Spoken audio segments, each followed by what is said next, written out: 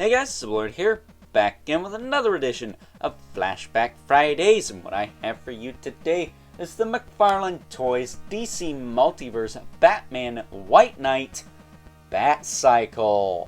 Now before we get into the meat and taters of this review, since I no longer have the packaging for this vehicle, first time doing a vehicle on Flashback Fridays, let's first take a look-see at the accessories, and since it is a vehicle, there ain't much other than the collectible trading card, which is a trademark of this line.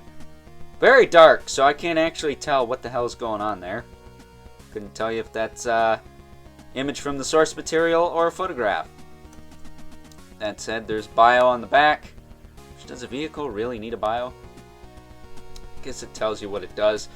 But, probably thinking, Overlord, this isn't that old of a release. This is from the past few years, and typically Flashback Fridays is for stuff from the past at least 5 to 10 years, so what's going on? Well, I have two reasons for that. Reason one, it's my channel and I do what I want.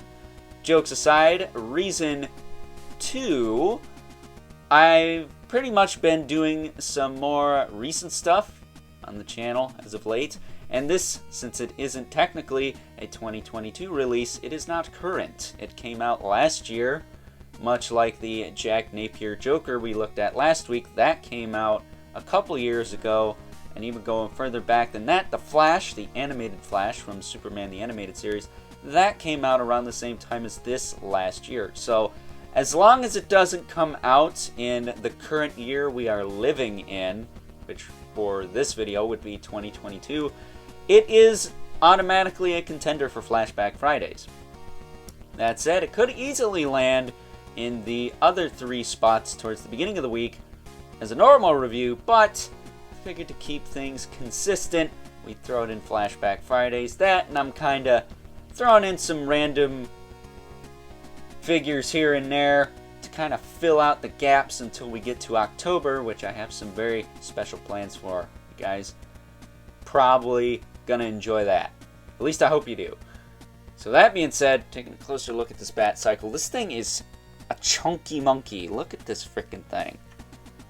Like, that is, there's more plastic in this back tire than an entire Marvel Legends figure. Like, this thing, I'd probably break a window with it. It's got the wheel in the front there. And honestly, there's not a whole lot to this bike. It is black. It is probably very difficult to see, so I'm going to have to adjust the brightness of this video, but that's okay.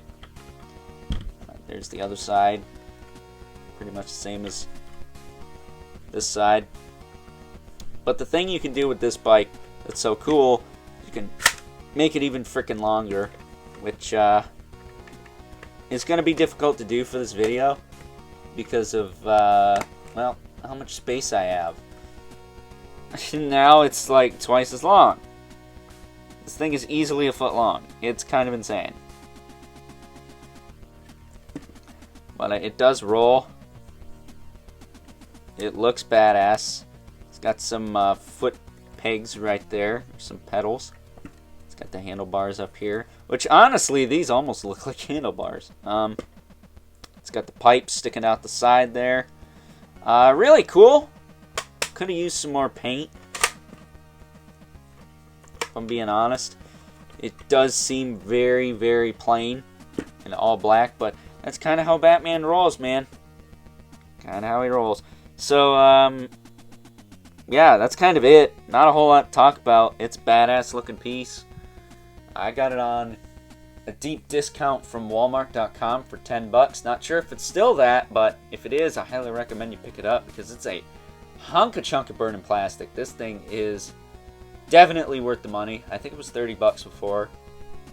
Not sure if it's quite worth that because of the lack of paint, but I like it. I think it's awesome and a nice addition to the White Knight series, which I wish we would get some more figures from because I feel like some other characters we could get, but they're kind of focused on Future State, filling out some of the Dark Knight's metal characters, like Death Metal and stuff like that, and then Rebirth as of right now. They're starting to branch out into some classic stuff, which I like, but it seems to me like they're prioritizing a few other things over this White Knight line, which kind of sucks because I think it has potential. That said, getting Batman on here is a bit of a bitch, so I am going to cut it here. We're going to get him on there, and then I will cut back. So hold on just one sec. And as promised, here is the White Knight Batman atop his mighty steed, the White Knight Batcycle. And even though he's got a poopy face going on there, come on, dude, smile. I reunited you with your beloved Batcycle. I think this looks really kick-ass. That said, Todd, can we get a White Knight Batman with 2 grip hands, please? Not gonna lie, this, while it looks badass, also looks kind of stupid. Like, what the F, dude? Like, why? I don't get what's going on over there sometimes. Maybe that Batman in the White Knight 2-pack with Azrael, the armored Azrael, that is, maybe that's got 2 grip hands, and you can pop the arm out and put it on this one, and have one with 2 grip hands. If you want Batman to have his cape while he's riding this, that is. Because it is soft. It's super soft, so it will get out of your way. But, yeah, really stupid that this figure doesn't have 2 grip hands, and you gotta really kick his torso sideways to get this whole thing to work. So, not sure how I feel about that. But at any rate, with all that being said, let's now move on and take a look at some size comparisons. First up, here's our White Knight Batcycle next to the Death Metal Batcycle, and unfortunately, this is the only Batcycle comparison I have available for you guys since I did not buy any of the movie bikes, not the Drifter or the Batcycle itself. So with that being said, as you can clearly see, the White Knight Batcycle is definitely longer than the Death Metal one, but I think the Death Metal one has a little bit more paint going for it.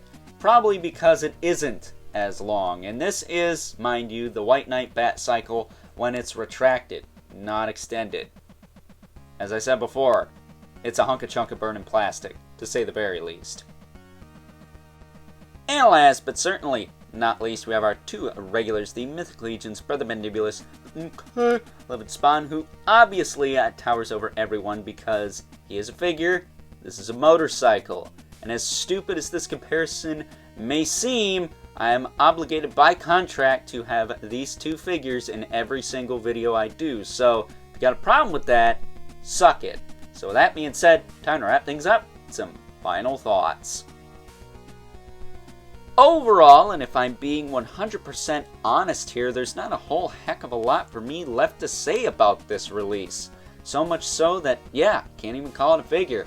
It is just a release, a vehicle, an accessory, if you will. And while it may be a substantially large accessory, again, you're getting a hunk of chunk of burning plastic here, it is an accessory nonetheless. So if you, like me, have the White Knight Batman and want to hook him up with a Batcycle that is 100% accurate to the source material, albeit with some missing paint details, I'm sure, then look no further. This is definitely a piece you want to have. And if, like me, you can get it off Walmart.com for $10, maybe buy some other stuff to save on shipping, but $10 is definitely a steal for a piece as large and as heavy and as chunky as this. So with that being said, I hope you guys enjoyed this week's edition of Flashback Fridays. If you are so inclined, please don't forget to comment, like, subscribe, and hit the bell so you know whenever I upload more reviews like this one. If you haven't already, please hit me up on Instagram at Overlord Productions. But as always,